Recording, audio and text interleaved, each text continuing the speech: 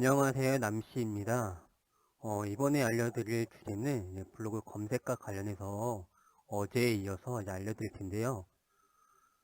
일단은 네이버 블로그 검색 시스템은 대량의 많은 글을 수집하면서 선호하는 문서와 그리고 비선호하는 문서를 꾸준히 스팸 필터링 하고 있습니다.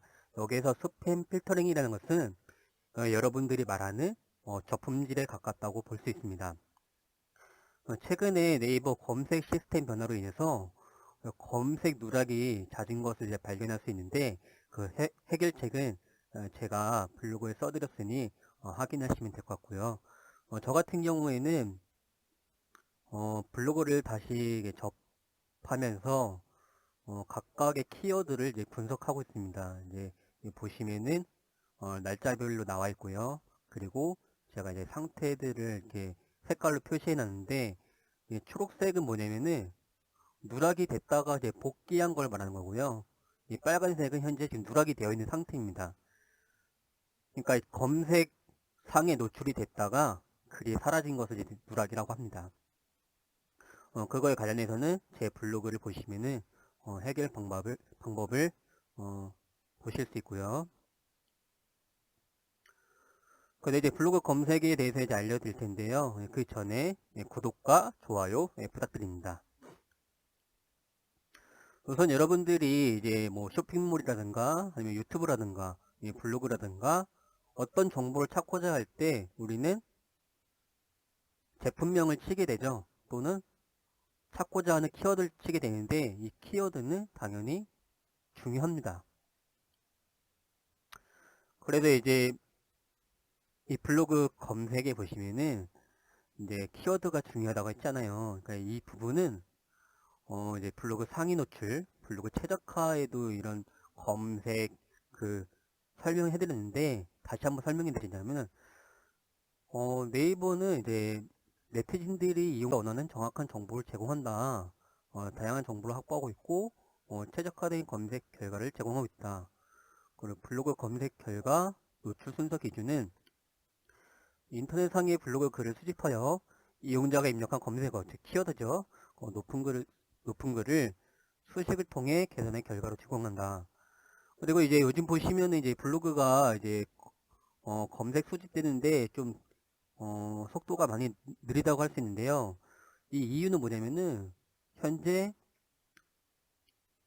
웹사이트, 동영상, 이미지, 블로그 이렇게 검색 수집을 하고 있어요. 그래서 블로그는 가장 늦기 때문에 동영상이나 웹사이트랑 이미지는 검색이 됐는데 왜 블로그는 검색이 안 되죠? 이렇게 말하시는 분들이 있는데 그거는 기다리시면 해결이 되는 부분이기 때문에 참고하시면 될 것 같아요. 그래서 이제 다시 한번 말씀드리지만 네이버는 이용자가 검색할 때 찾고자 하는 정보에 부합하는 결과를 제공하고 어떤 글이 이용자가 찾는 글일까, 즉 이용자의 의도를 가장 잘 반영하는 글이 무엇일까를 결정하는 기준이 바로 관련도입니다. 관련도. 그래서 그 관련도에는 작성 시간, 키워드, 품질, 인기도. 그 인기도에는 뭐가 들어가냐면은 여러분들이 이제 글을 쓰게 되면은 뭐 공감이라든가 댓글 또는 이제 이웃분들이 스크랩을 해가죠. 바로 이게 인기도라고 할 수 있고요. 오래된 글이 최신 글보다 먼저 노출될 수 있다. 글의 관련도를 파악할 때 최신성 또한 고려 요소로 계산하고 있기 때문에 기존 글보다는 최신 글을 더 검색 상위에 올려주고 있습니다. 이제 검색에는 뭐 검색 섹션에는 뭐 통합 검색이 있고 그 다음에 블로그가 있고 뭐 이미지가 있고 동영상이 있고 뭐 웹사이트가 있고 지식인이 있고 그런데 가장 좋은 게 바로 통합 검색 부분이죠. 이 통합 검색이라는 것은 다양한 컬렉션을 한 번에 보여주는 서비스이고요. 하나의 검색어, 키워드죠. 키워드에 대해 이용자가 다양한 종류의 컨텐츠를 접할 수 있는 기회를 제공한다.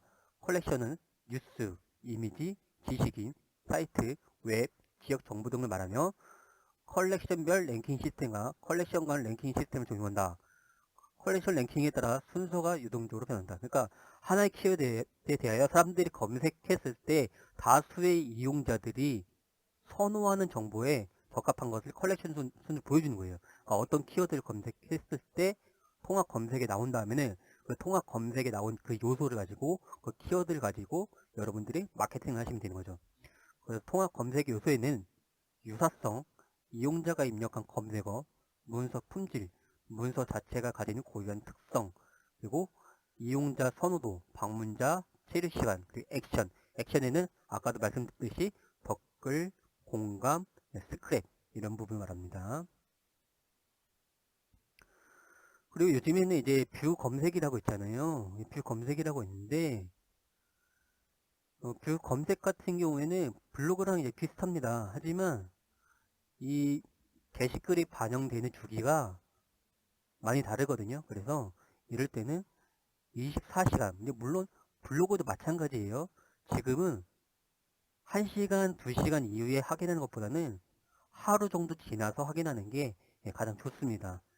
그 이유는 뭐냐면은 내 글이 정말 스팸 문서가 아니라면은 정상적으로 노출돼 있을 거예요. 하지만 여러분들이 작성한 글이 스팸 문서라면은 하루가 지났어도 노출이 안 돼 있겠죠.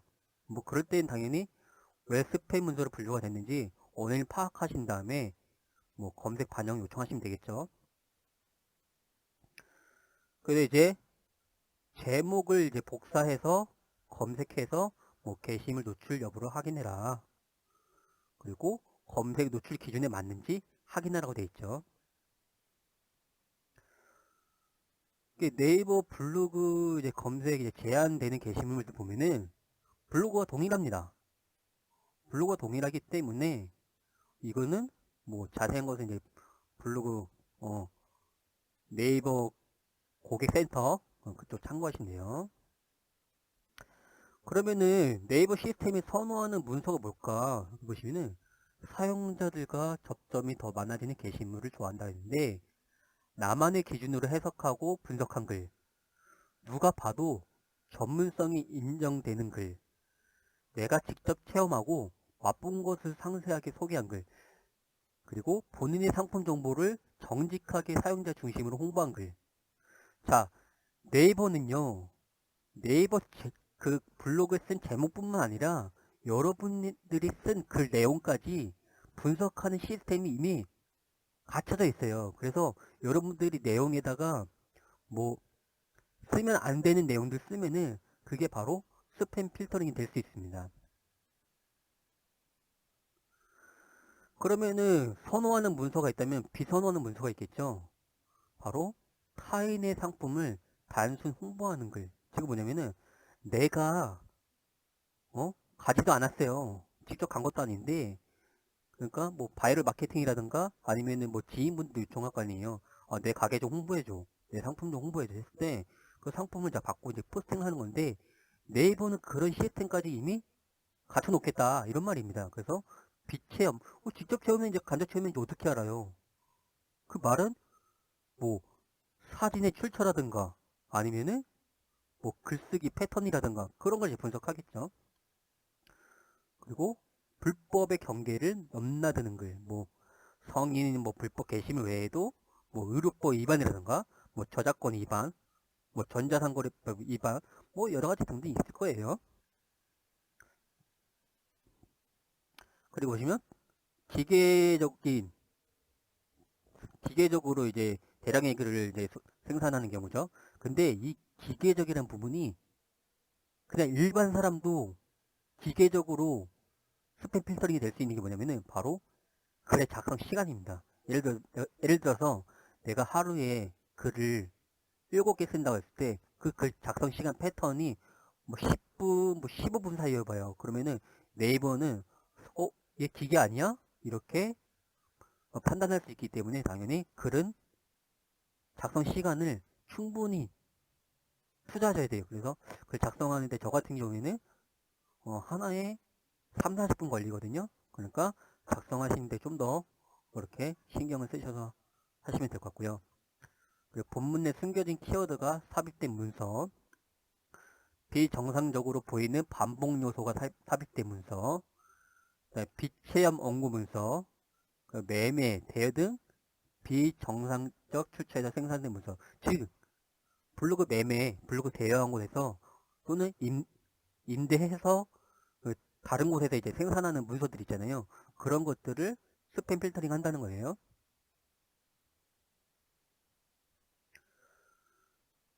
그래도 또 다시 네이버가 비체험, 도배성 홍보 원고를 전달받아 주기적으로 올리거나, 그리고 이러한 게 계속 발견되면은 자동적으로 페널티가 누적돼서 검색에서 아예 사라지는 블라인드가 될 수 있다는 거예요.